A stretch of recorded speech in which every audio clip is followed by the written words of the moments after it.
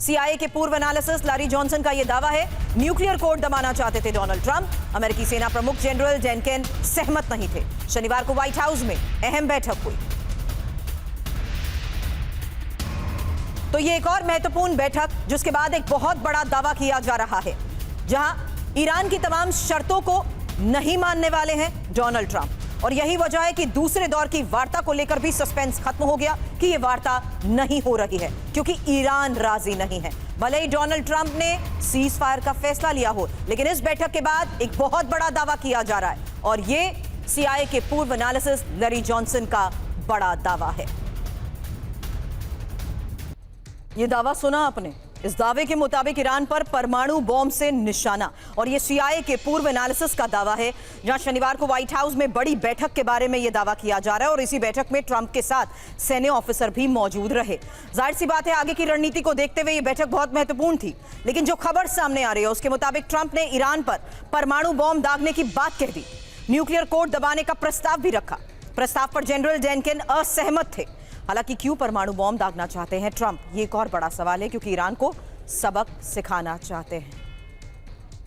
फिलहाल जल्द एक इंफॉर्मेशन आपके सामने रखते हैं, क्योंकि बताते हैं अमेरिका के राष्ट्रपति अगर परमाणु हथियारों का इस्तेमाल करना चाहें तो उसकी प्रक्रिया क्या है। अमेरिकी राष्ट्रपति के पास होता है परमाणु ब्रीफकेस, और ब्रीफकेस में कोड्स होते हैं, कम्युनिकेशन टूल्स होते हैं। परमाणु हमले के आदेश के लिए राष्ट्रपति की अथॉरिटी होती है। हालांकि आदेश को अमल में लाने के लिए पहचान की भी पुष्टि जरूरी होती है, और राष्ट्रपति का आदेश ज्वाइंट चीफ ऑफ स्टाफ तक जाता है। पुष्टि होने के बाद लॉन्च क्रू कोड्स मैच किए जाते हैं, और कोड्स मैच होने के बाद परमाणु मिसाइल लॉन्च होती है। किसी कमांडर को शक हो तो वो लॉन्च को रोक भी सकते हैं। लेकिन इस बीच एक और बड़ी खबर, और ये स्ट्रेट ऑफ हॉर्मुज में एक और जहाज पर हमले को लेकर खबर आ रही है, जहां आईआरजीसी ने ऑयल टैंकर पर अटैक किया है, और पिछले कुछ घंटों में 2 जहाजों पर हमले की खबर आ चुकी है।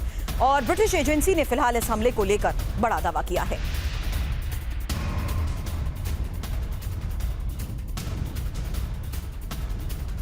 और एनरिच यूरेनियम को लेकर एक सबसे बड़ी खबर सामने आ रही है, जहां ईरान की फुल स्केल तैयारी तो है इसे सेफ रखने की, लेकिन अब एक डिटेल इंफॉर्मेशन, ईरानी एनरिच यूरेनियम पर ही वो बड़ी खबर, जहां स्कूबा टैंक्स में रखा गया है ईरानी यूरेनियम। स्कूबा टैंक भूमिगत सुरंगों में सुरक्षित, भूमिगत सुरंगों तक नहीं पहुंच सकते अमेरिकी बंकर बस्टर बॉम्ब। फिलहाल एक्सियोस के हवाले से इस खबर को लेकर क्या बड़ा दावा किया जा रहा है, क्योंकि ईरानी एनरिच यूरेनियम तक पहुंचना नामुमकिन है। क्यों और कैसे? स्कूबा टैंक्स में रखा गया है ईरानी यूरेनियम, और स्कूबा टैंक भूमिगत सुरंगों में सुरक्षित हैं। इन्हीं सुरंगों तक नहीं पहुंच सकते अमेरिकी बंकर बस्टर बॉम्ब। बता दें, जून 2025 के बाद IAEA नहीं कर सका है कोई भी पुष्टि, और यही एक्सियोस की इस रिपोर्ट में दावा भी किया गया। हालांकि ईरानी यूरेनियम से कैसी अशांति, क्योंकि यूएस चाहता है ईरान यूरेनियम सरेंडर करे। 20 साल तक यूरेनियम एनरिचमेंट रोकने की अमेरिका की शर्त है, जबकि ईरान के पास कितना यूरेनियम है इसको लेकर कई दावे किए जा चुके हैं, जिसके मुताबिक 440 किलो। कितने परमाणु बॉम्ब इसके जरिए बन सकते हैं? 8 से 10 यूरेनियम से परमाणु बॉम्ब बनेगा, जहां ईरान किसी भी वक्त परमाणु बॉम्ब बना सकता है, और एनरिच यूरेनियम ईरान की मजबूती का ही प्रमाण है। हालांकि यूरेनियम पर यूएस की शर्त की वजह से ही वार्ता ठप हो चुकी है। फिलहाल इस्लामाबाद शांति वार्ता से जुड़ी एक खबर सुनिए, जहां ईरान वार्ता में शामिल नहीं होगा और इस्लामाबाद जाने की कोई योजना नहीं। ईरान की तरफ से ही इसको लेकर बड़े दावे किए जा चुके हैं कि वो बातचीत के लिए तैयार नहीं है, और अमेरिकी पक्ष गलत बयानी कर रहा है। हमारे सहयोगी इस वक्त गुलाम अब्बास हमें ज्वाइन कर चुके हैं पाकिस्तान से, और इसी वार्ता को लेकर किए जा रहे दावों को लेकर गुलाम आपसे सवाल करूं, उससे पहले जल्द एक इंफॉर्मेशन देना चाहती हूं, क्योंकि पाकिस्तान में दूसरे दौर की वार्ता टल चुकी है। जहां हुआ क्या, जल्द ये बता दे। इस्लामाबाद में वार्ता का दूसरा दौर नहीं, अमेरिका ईरान के डेलीगेशन भी नहीं पहुंचे, और दोनों देशों ने पाकिस्तान आने से इनकार कर दिया, मना कर दिया। हालांकि अमेरिका और ईरान की तरफ से क्या क्या दावे किए गए, क्योंकि अमेरिका की तरफ से साफ संकेत था कि जेडी वेंस का दौरा, अब पाकिस्तान जाने का ये दौरा रद्द हो चुका है। पाकिस्तान आने में दिलचस्पी ईरान ने भी नहीं दिखाई।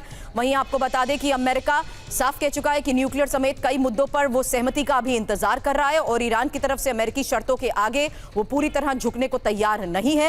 हालांकि एक और बड़ी बात, जहां ये साफ है कि डील फाइनल होने तक नाकेबंदी नहीं हटेगी। अमेरिका अपना रुख साफ कर चुका है, जबकि नेवल नाकेबंदी बातचीत में ही सबसे बड़ी बाधा इस वक्त बनी हुई है, ये ईरान दोहरा चुका है। हमारी सेना हर वक्त पूरी तरह तरह तैयार है। अमेरिका इसको लेकर बार बार ये दावे कर रहा है, जबकि ईरान भी कह रहा है कि हमारी तैयारी भी पूरी है, क्योंकि हम किसी भी वक्त हमले का मुंह तोड़ जवाब दे सकते हैं। वहीं अमेरिका, ईरान के पास अब कोई विकल्प नहीं बचा है, जबकि ईरान की तरफ से यह साफ तौर पर कहा गया कि तनाव बढ़ा तो आगे हमले भी संभव हैं। अभी तक क्या हुआ ये आपने सुना, लेकिन अब बड़ी बात, आसिम मुनीर ने ट्रंप से नाकेबंदी हटाने की अपील भी की है। और आपको इस बीच ये भी बता दें कि मिस्र और तुर्की ने भी ईरान से बातचीत की अपील की है। लेकिन गुलाम, किसी भी बातचीत का कोई असर नहीं हो रहा, क्योंकि यहां ईरान पूरी तरह एडमेंट हो चुका है कि जब तक हमारी बात नहीं मानी जाएगी तब तक हम आगे नहीं बढ़ेंगे। यानी हमारी शर्त है कि आप नाकेबंदी हटाइए, तभी हम बातचीत के लिए राजी होंगे।